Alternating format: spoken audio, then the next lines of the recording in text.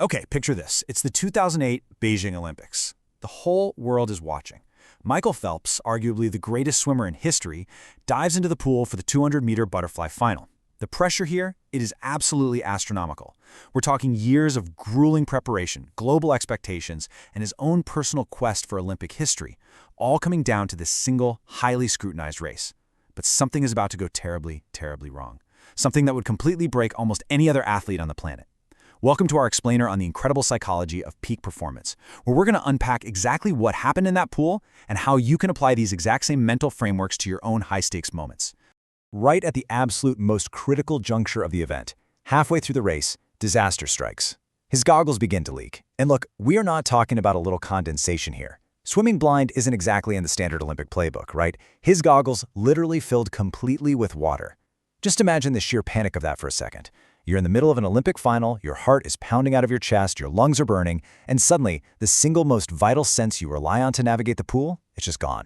He was completely blind in the water. He couldn't see the wall to time his turns, he couldn't see his competitors in the lanes next to him to know who was leading, he couldn't see how far ahead or behind he was, he couldn't even see exactly where he was in the pool. Think about what that kind of sensory deprivation means in a race that's decided by fractions of a second. There was absolutely zero opportunity to compare himself with the others. No chance to react to the crowd, no way to chase another swimmer, the clock was ticking, but his primary feedback loop was totally severed. Now consider the stark contrast in human reaction here. For most athletes, this is game over. They'd panic, right? Their minds would instantly jump to the absolute worst-case scenario. But Phelps, he didn't. Instead of freaking out, he made a conscious choice to trust his preparation. You see, his coach, Bob Bowman, had repeatedly trained him to expect problems. Bowman would literally sabotage training to make it difficult, sometimes even making Phelps swim in the pitch black. Because of that brutal preparation, Phelps just started counting. He counted every single stroke exactly as he'd practiced thousands of times before. While a typical mindset spirals into evaluating the disaster and imagining catastrophic outcomes, Phelps stayed entirely 100% locked into executing the process. And the result? Number 1. He touched the wall perfectly.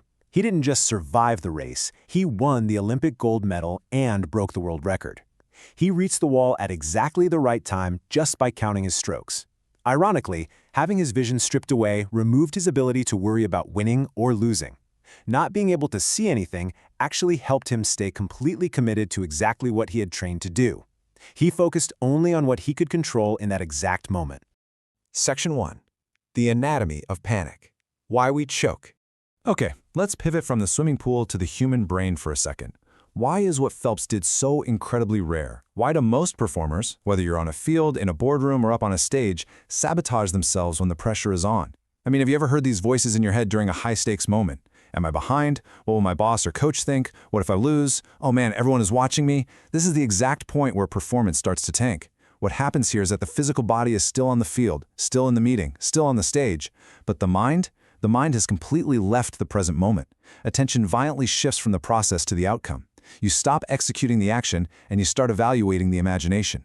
From a neuroscience perspective, your brain is essentially a giant prediction machine. It's constantly trying to predict what might happen next based on your past experiences. So, if you've been embarrassed or if you've failed before, trust me, your brain remembers. Now, evolutionarily speaking, this prediction system is fantastic for keeping us safe from physical predators. But in modern elite performance, it totally backfires. The brain activates this unnecessary threat response in situations that aren't actually life-threatening. Research in sports psychology shows that this exact sequence, this excessive self-focus, and intense fear of evaluation, it actually interferes with your automatic skill execution. And that right there is the scientific definition of choking under pressure.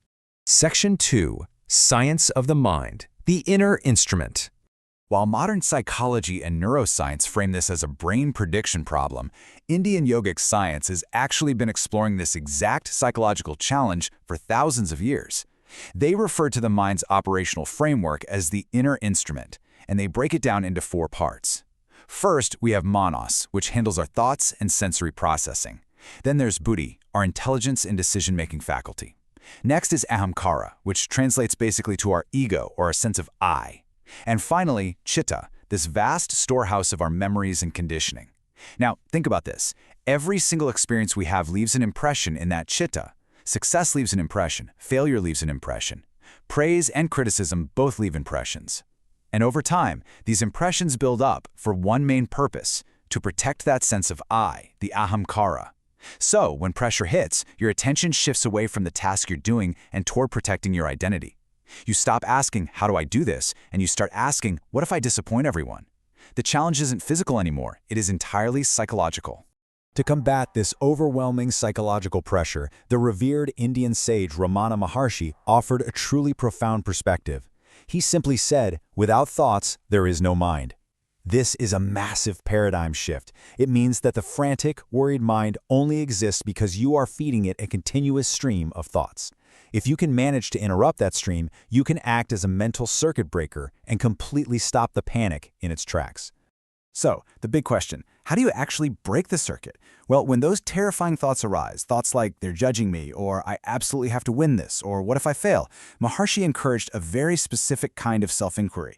He said to ask yourself, to whom do these thoughts arise? Now, this isn't some riddle you're supposed to solve intellectually. It's a tool. Asking yourself this question immediately shifts your attention away from that stressful story playing out in your head, and it pulls you firmly back into direct present awareness. It literally detaches you from the panic. Section 3. What you can control. The dichotomy. Bringing this philosophy straight into practical application, we hit the core of modern mental toughness, the dichotomy of control.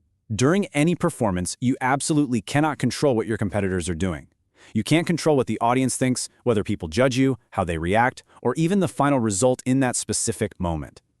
Honestly, when you step back and look at it, it's kind of absurd how much energy we waste trying to control other people's opinions, isn't it? Spending mental energy there is just a guaranteed path to panic. But what you can control, your attention, your breathing, your preparation, your very next movement, and your next decision.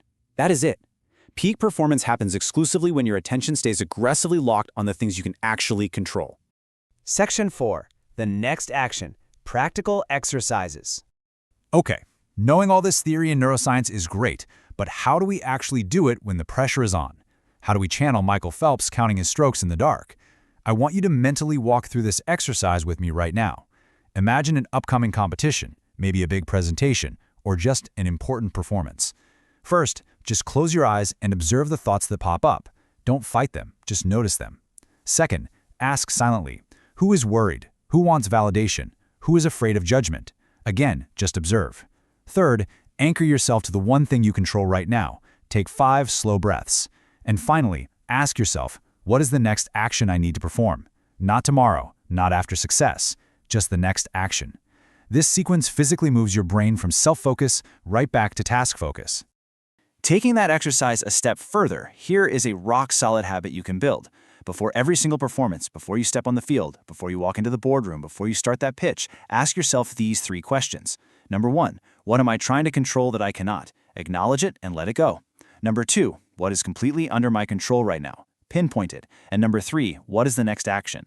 Then you take 1 slow breath and you bring your attention fully, completely into the task at hand. The absolutely crucial point is right here. Your mind evolved to protect you from danger. But peak performance begins when your mind stops trying to protect an identity and starts serving the present moment. You don't perform your best when you think less about yourself. You perform your best when you become fully engaged with what you are doing. Now, the result matters deeply before the competition because it drives your preparation. But the second you dive into the water, the result no longer helps you perform. At that exact moment, when the goggles fill with water and the lights go out, there is only one thing that matters. Only one thing that will carry you to the wall. So as you face your own high-stakes moments moving forward, I leave you with this one final question to ask yourself. What is the next action?